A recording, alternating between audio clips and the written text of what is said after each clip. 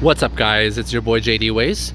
I'm here with my 2020 Toyota Prius Prime. Now, I've got a couple of questions here, or I've received a couple of questions here from my viewers. You guys have been asking me, what's my mileage like? What does it look like? My EV range. When do I charge it? Where do I charge it? Well, here in Beaverton, let's address one of the questions first. Here in Beaverton and in many places, you'll often find these free charging stations. And there are ones that you can pay for, but I prefer not to use those because I don't really want to pay for them. But there are plenty of free charging stations. They are 240 volt.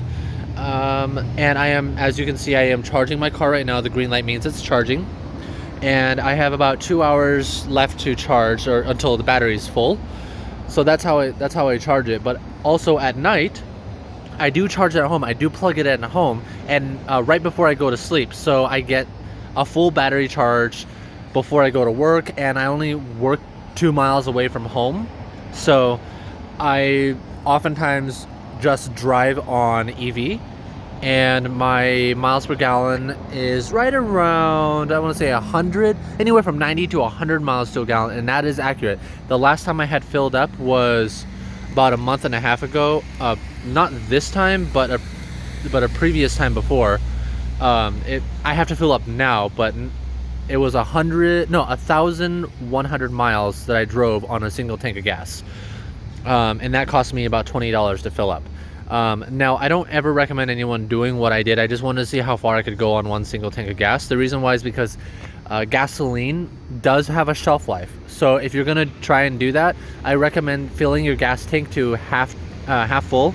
The reason why is because when you have it full, that 9 gallons of gas does add weight to the car, and you burn more electricity when you're driving it. So if you're gonna try and get really good gas mileage, like above 115, 130 miles per gallon, then I do recommend only keeping your gas tank between 1/3 and half full. Now, with this car, I do have a couple more complaints that they came up when I was driving. It's really about how low the car is, and now I'm gonna make the car even lower, so these complaints will be void soon.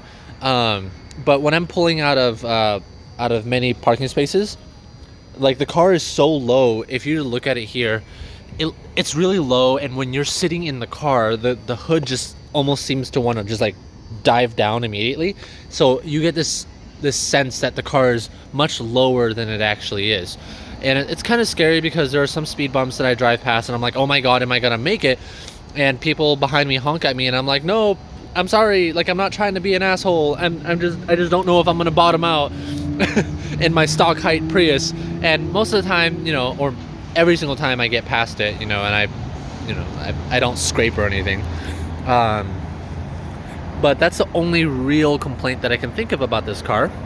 Oh, and there was one more complaint. I really wish Toyota had come out with a Prius Prime that had fast charging, level 3 charging, because that would make this car just that much better. Waiting 2 hours, I know that's like, oh, you're waiting only 2 hours, just go to work and charge your car. It's not a big deal. But when you want to improve your fuel economy, fast charging is really the way to go. Now, the Chevrolet Bolt has, not the Volt with a V like Victor, but Bolt as in B as in Bravo.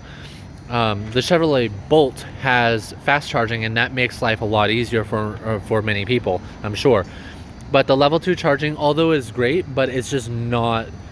I just wish Toyota had come out with fast charging, and that would just make my life a lot easier, and many other lives easier as well.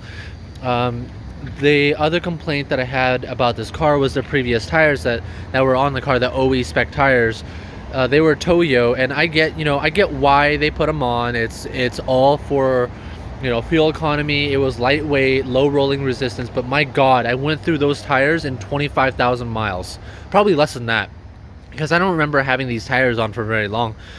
But these are Continental control contacts. There it is, control contact.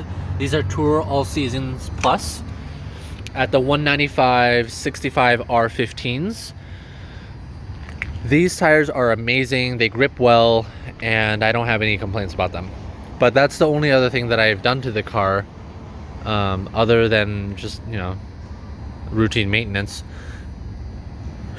But I don't have any additional complaints about the car other than the usual suspects, the lack of boot space, but that's kind of what you get when you buy a car like this.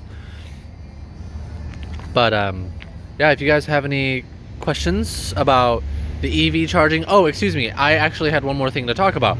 So I got a couple of people asking me, either on my last video or just even in person, what's my EV range looking like? Well, I get personally about 35 to 40 miles on a single charge, and that's because of the way that I drive. I use the internal combustion engine to get up to speed, and then I immediately let off and I force it into EV mode. And when I drive like that, I can drive for greater lengths and distances without using too much electricity. So when you are driving, when you first start off in EV, you burn a lot of electricity, and that's why you get maybe 20 or 22 miles on EV, whereas I'm getting 35 or 40. Now recently it's dropped down to 25 because it's colder out, and you know, I'm using the heater and things like that, so that's expected. But as far as battery degradation, I haven't experienced anything yet because it is still such a new car. It's only got less than 35,000 miles on it right now. But I haven't noticed any issues regarding the battery or anything like that. It all just depends on how you drive the car and what you're looking to do with it.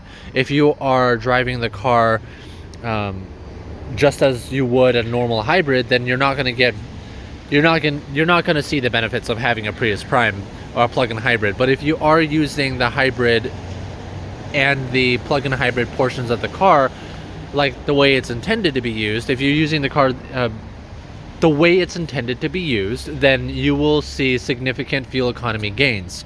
But if you're just driving it like a normal hybrid, then you're not going to see much. If you guys have any questions, comments, or concerns, please feel free to drop a comment. Go ahead and like the video if you like the car, or if you just like the video, or if you have any questions about anything specific to the battery, the technology, what trim level this is, go ahead and go ahead and leave a comment. It's always great making videos for you guys. Stay safe out there. Wash your hands. Stay safe. I know we're all getting through this together, but stay sane, guys. Love ya. Bye.